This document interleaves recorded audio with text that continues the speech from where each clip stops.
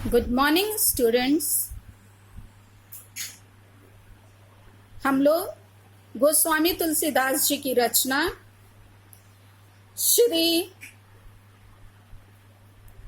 रामचरितमानस का के भरत महिमा शीर्षक के अंतर्गत जो पद्यांश है उसका अध्ययन कर रहे थे।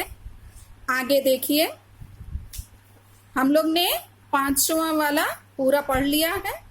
अब ये 6वां कंप्लीट होना है। दो है बस केवल बचे हैं। देखिए, सुनी रघुबर बानी विबुध देखी भरत पर हेतु सकल सराहत राम सो प्रभु को कृपा निकेतु।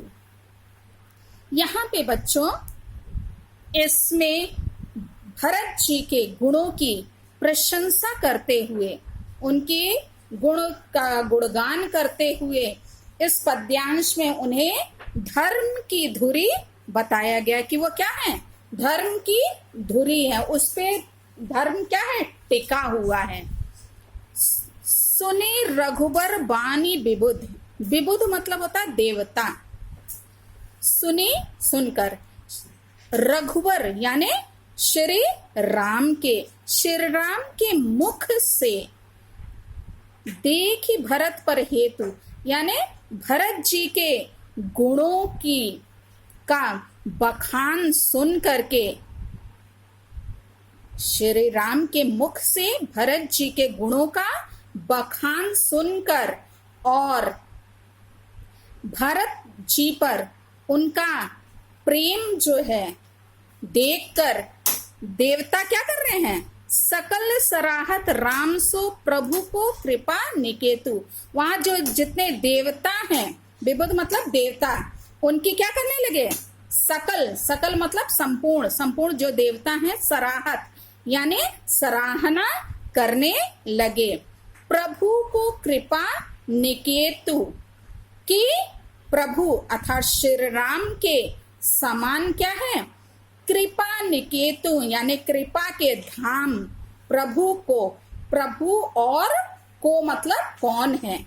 यहाँ पे वो बता रहे हैं कि श्री राम के समान कृपा के धाम जो है तथा प्रभु और कौन है, अर्थात यहाँ पे ये बताने का प्रयास कर रहे हैं कि उनके समान कृपालु दयालु और कोई नहीं है।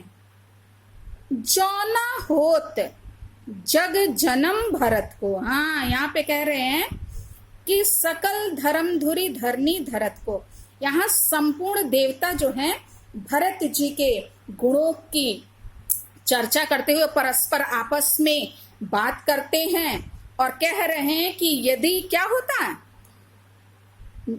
जौना होत जन्म जग जन्म भरत को, मतलब संसार में यदि भरत जी का जन्म नहीं होता तो क्या होता, सकल धर्म संपूर्ण धर्मों की धुर धरनी यानी धर्मों की धुरी को, धरत को यानी कौन धारण करता, मतलब कि यदि उनका भरत जी का जन्म नहीं होता तो धर्मों की, संपूर्ण धर्मों की धुरी को कौन धारण करता।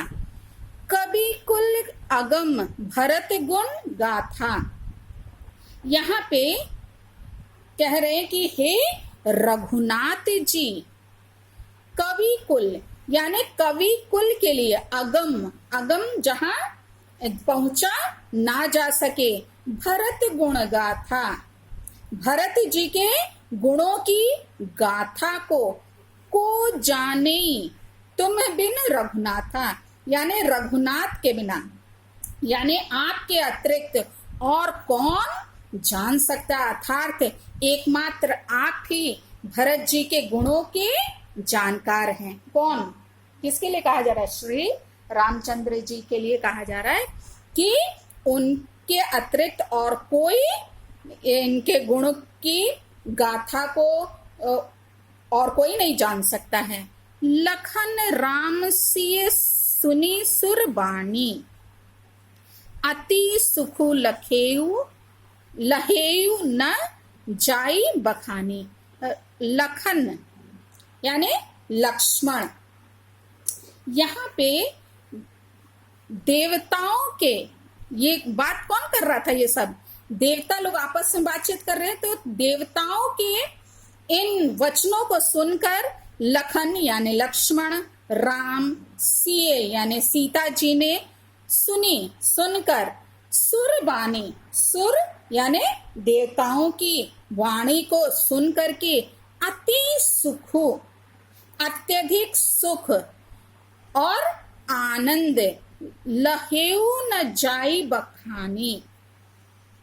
यहाँ पे है कि उनके सुख और आनंद का उन्होंने क्या किया, अनुभव किया, जो कि न जाई बखानी, बखान यानी उसका वर्णन जो है न जाई, नहीं किया जा सकता है। एक बार फिर से देखिए इस पूरे का अर्थ। इसमें है कि देवता लोग देवताओं के इन वचनों को सुनकर जो है लक्ष्मण, राम और सीता जी ने इतने अधिक क्या है सुख यानी सुख और आनंद का अनुभव किया कि उसका वर्णन जो है, बखान यानी वर्णन न जाई, नहीं किया जा सकता। यहाँ इधर भरतु सब सहित सहाय, इधर भरत जी ने सब सहित यानी संपूर्ण समाज के साथ मंदाकिनी पुनीत नहाए, मंदाकिनी नदी में क्या है स्नान किया, नहाए, पवित्र, पुनीत मतलब पवित्र, पवित्र मंदाकिनी नदी में उन्होंने क्या किया, स्नान किया। सरित समीप, सरित यानी नदी, सरिता नदी को बोलते हैं ना। समीप राखी सब लोग, हाँ सरिता यानी नदी के समीप सभी को क्या कर दिया, रोक दिया, सभी लोगों को नदी के समीप ही रोक दिया।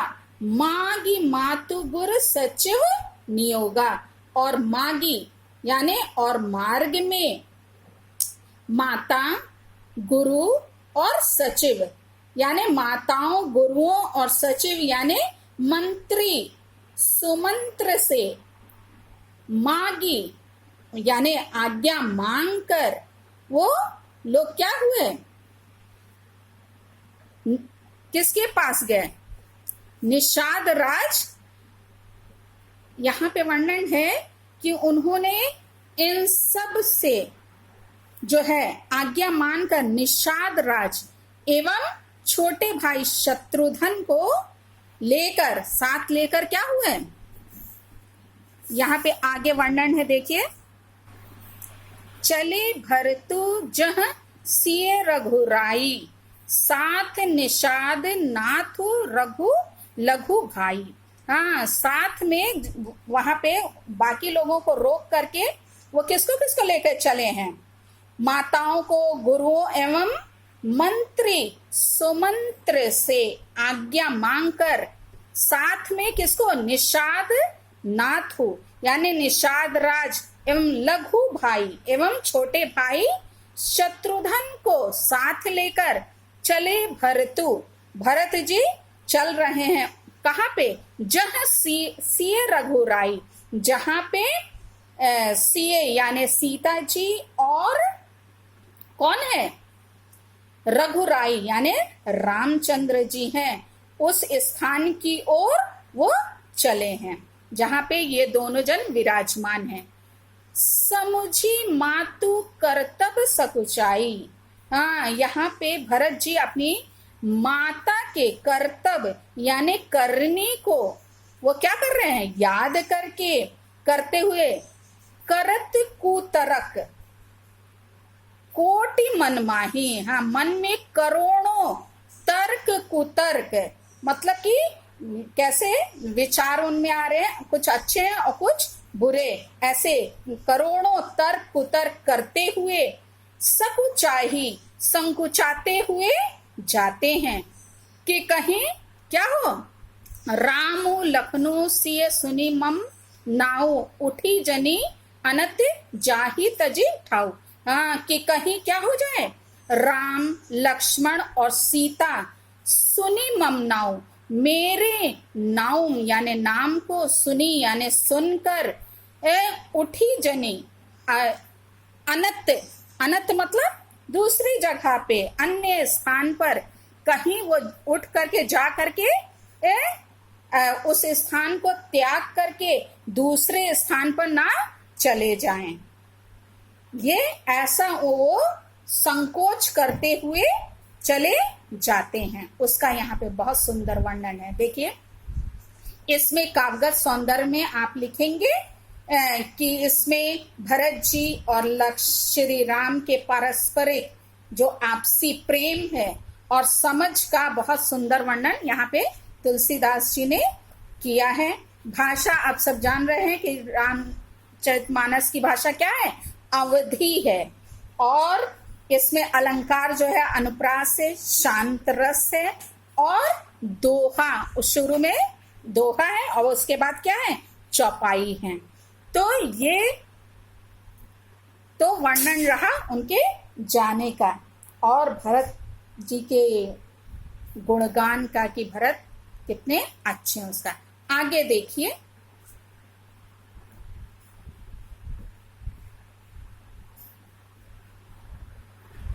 मातु मते महु मानि मोही जो कछु करही सो थोड़। अध अघ अघ मतलब बच्चों होता पाप, अवगुण क्षमी आदर ही समझी आपनी ओर। यहाँ पे बच्चों प्रस्तुत पद्यांश में इस दोहे में भरत जी के मन की शंका का चित्रण किया गया है कि कहीं श्री राम उन्हें माता कैकेयी से मिला हुआ ना मान ले। और आगे के शेष पद्यांश में राम के प्रति जो है भरत के स्नेह का अत्यंत मार्मिक वर्णन तुलसीदास जी ने किया है। तो व्याख्या देखिए, मातु मते महु मानी मोही। यहाँ पे जो भरत जी हैं, भरत जी अपने मन में सोचते हुए जाते हैं कि मुझे मातु मते, माता के, मुझे माता कैकेयी के मत यानी पक्ष का, महु मानी मुझे मानकर श्री राम जो कछु करही, जो कुछ भी करें, सो थोड़ा, सो थोर यानी वह थोड़ा है।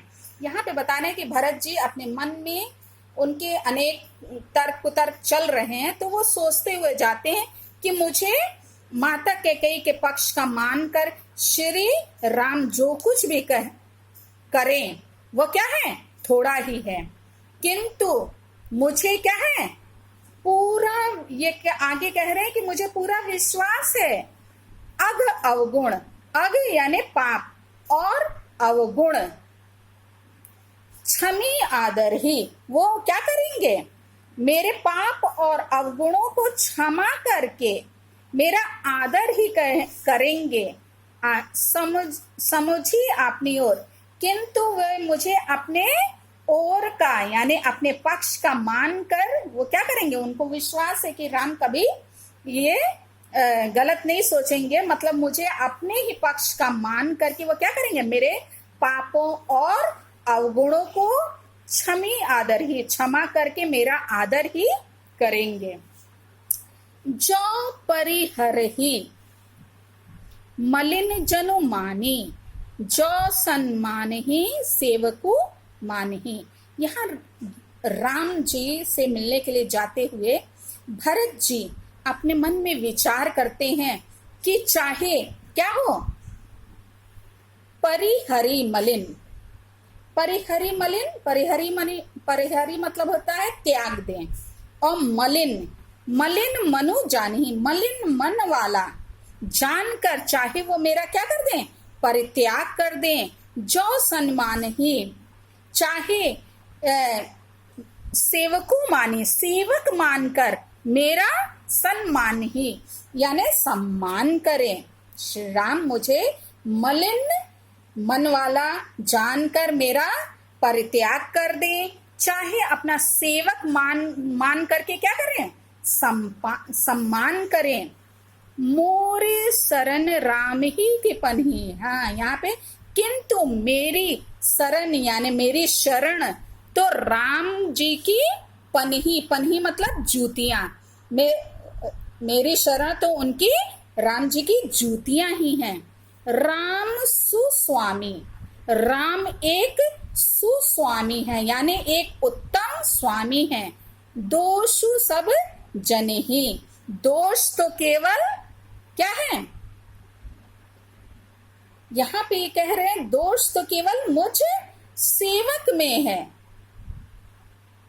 जग जस भाजन चातक मीना, यहाँ पे ये बता रहे हैं कि संसार में, जग में यानी संसार में जस यानी यश के पात्र जो हैं चातक और मीना, चातक और मीन, मीन मतलब मछली, चातक और मछली हैं। नेम पेम निज निपुण नमीना, जो नेम और प्रेम में यानी नेम और प्रेम को सदैव क्या है, नवीना यानी नवीन बनाए रखने में निपुण, निपुण यानी निपुण है। वो चातक और मीन यानी मछली के लिए कहा जाता है कि वो क्या है, नेम और प्रेम को सदैव सदैव वो जो है नवीन बनाए रखने में क्या है, निपुण है। असमन गुणत चले मग जाता, सकुच स्नेह शिथिल सब गाथा। अस यानी इस प्रकार की बातें मन गुणत, मन में गुणत यानी सोचते हुए चले मग जाता, भरत जी मार्ग में चले जा रहे हैं। सकुच स्नेह, संकोच और प्रेम के कारण शिथिल सब गाता, उनके संपूर्ण गात, गात मतलब होता है शरीर, संपूर्ण शरीर जो है, पूरा शरीर जो है वो क्या है, उनके जो अंग हैं वो क्या है, शिथिल यानी शिथिल हुए जाते हैं। फेरती मनहु मातु कृत खोरी, माता की, माता कैकेयी द्वारा की हुई खोरी, खोरी मतलब बुराई, माता द्वारा, माता कैकेयी द्वारा की हुई कृत मतलब की हुई खोरी यानी बुराई, बुराई। फेरती मनहु, मन को वो क्या कर रही है, फेर रही है, मतलब कि वो वापस लौटने के लिए कह रही है, माता की करनी जो है। चलत भक्ति बल धीरज धोरी, लेकिन वो भक्ति के बल पर चल रहे हैं और धीरज धोरी यानी धीरज को धारण करते हुए यहाँ पे वो भक्ति के बल से आगे बढ़ते चले जा रहे हैं, जबकि उनका जो मन है वो क्या है, माता कैकेयी द्वारा की हुई बुराई उन्हें वापस लौट जाने के लिए प्रेरित कर रही है। जब समुझत रघुनाथ सुभाऊ, तब पथ परत उताइल पाऊ। यहाँ पे जब उनका मन जो है श्री रघुनाथ जी के स्वभाव यानी स्वभाव में विचार कर उनको समझाता है। जब समुझत रघुनाथ स्वभाव, जब उनका मन रघुनाथ जी के स्वभाव में विचार कर उनको समझाता है, तब पथ तो मार्ग में परत उताइल पाऊ, तब मार्ग में उनके पग जो हैं जल्दी जल्दी आगे बढ़ने लगते हैं। उताउल यानी उतावलापन, जल्दी जल्दी तीव्र गति से या उतावलेपन से उनके कदम क्या हैं, आगे की ओर बढ़ने लगते हैं। भरत दशा ते ही अवसर कैसी, इस समय भरत जी की दशा ऐसी हो रही है, जल प्रवाह जल अली गति जैसी, जैसे जल के प्रवाह में अली अली यानी भौरे की गति होती है। मतलब कि तेज धारा बह रही हो और उसमें भौरा क्या हो गया, फंस गया हो, और वैसी ही गति जो है किसकी हो रही है, भरत जी की ऐसी ही दशा हो रही है। देखी भरत कर सोच सनोए हूँ, इस प्रकार भरत जी की ऐसी दशा को देख करके भा निषाद ते ही समय विदेहु, जो निषाद हैं ते ही समय, उस समय विदेहु यानी विदेह हो गया। अर्थात क्या है, अपने शरीर की उसने सुध बुध वो क्या हो गया, भूल गया। जब किसकी, भरत जी की ऐसी दशा को देखता है तो निषाद जो है, निषाद राज जो है वो कैसे हो जाते हैं उस समय, विदेह यानी उनको अपनी शरीर की कोई भी सुध बुध नहीं रहती है। तो ये जो बच्चों रही इसकी व्याख्या। अब कागज सौंदर्य देखेंगे। इसमें आप लिखेंगे कि चातक और मछली के प्रेम का उच्च आदर्श माना है तुलसीदास जी ने। भाषा अवधि है और अलंकार जो है अनुप्रास और उपमा है। रस शांत है और छंद कौन सा है, चौपाई है। Thank you.